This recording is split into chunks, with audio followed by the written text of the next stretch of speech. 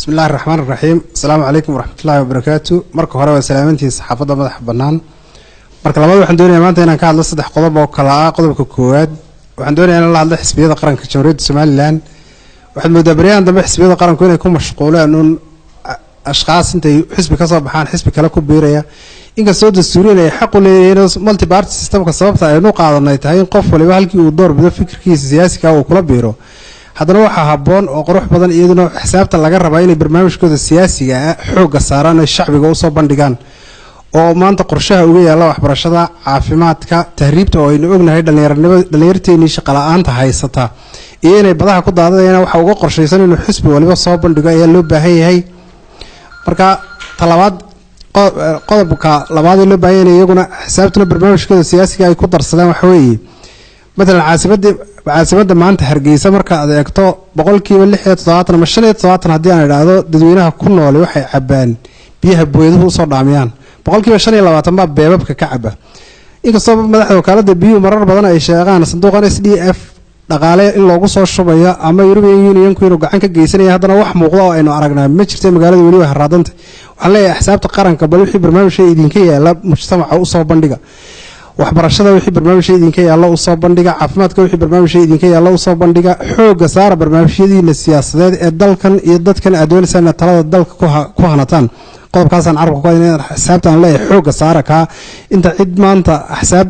ashqaas idinku soo birtay xooga saaraysaan waxa xooga saartaan barnaamijyadiina siyaasiga saddex xisbi qaranba waa tala guud oo aan jeedinayo talabaad ee doonaya maanta inaan ka hadlo waxa weeye doorka dawladaha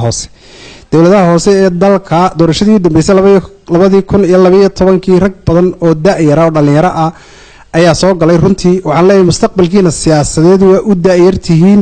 berrito waxa doonaysaa in baarlamaan soo gashaan ama dawladda dhexe ka mid noqotaan wixii maanta ay qabataan ee dalkan iyo dadkan ay gashataan ayuunba berrito ku meel mari kartaan oo CV-ga rasmiga ah idin noqonaya marka waxaan leeyahay hal dadaalo tusaale ahaan haddaan maanta u soo qaato dariiqyada magaalada Hargeysa oo ah caasimadii aad iyo aad bay runtii u deecan yihiin oo waxa tawaalo fara badan baa ka muuqata waxaan leeyahay dhalinyarada loo doortay maayar ku xigeenka iyo councilka kale inuu qiimeeyo meesha uu fadhiyaba dhammaantiinba waxaan leeyahay waa inaan ka howl gashaan sidii loo dayactiri lahaa jidadka magaalada Hargeysa jidka ugu sareeyay marka 150 dad qaxootiye baa degan haddii danaha guud meel ka mid la dejin lahaa oo laga raro magaaladu la isu furo isagoo jid cadaaba la mari kari lahaa culayskan gudaha ku dhacaya runtii uu qaybsami lahaa wuxuu noqon lahayd magaaladu mid baahda oo fida waxaan leeyahay doorkiini aad bay umadu u salugsantahay dadaal ayaan iyagana leeyahay qodobka ugu dambeeyay doonayna maanta hadalkii ku soo gabagabeeyay waxa weeye saxaafadda Soomaaliland public iyo private ba halkii ay ka soo bilaabeen markaad eegtay dalku sidii uu ahaa runtii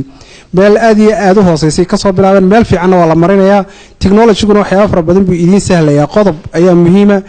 waxa xaq dastuuri waxa uu leeyahay in suxufiga la ilaaliyo xuquuqdiisa asaasiga ah idinkana dalku xaq ayuu idinku leeyahay wixii halis ku keenaya qarannimadeena ama ka nixinaya bulshadeena reer Soomaaliland daafaha dunida ku nool ama cadowgeena ka farxinaya iska ilaaliya idinkuna ina qortaan in xuquuqdiina la ilaaliyo waa waajib saaran xukuumadda oo aanu anaguna idinku garab taaganahay marka labada xaq sidii la isu waafajin lahaa inaan ka wada shaqeyno dhammaanteen ayaa inagu wada waajiba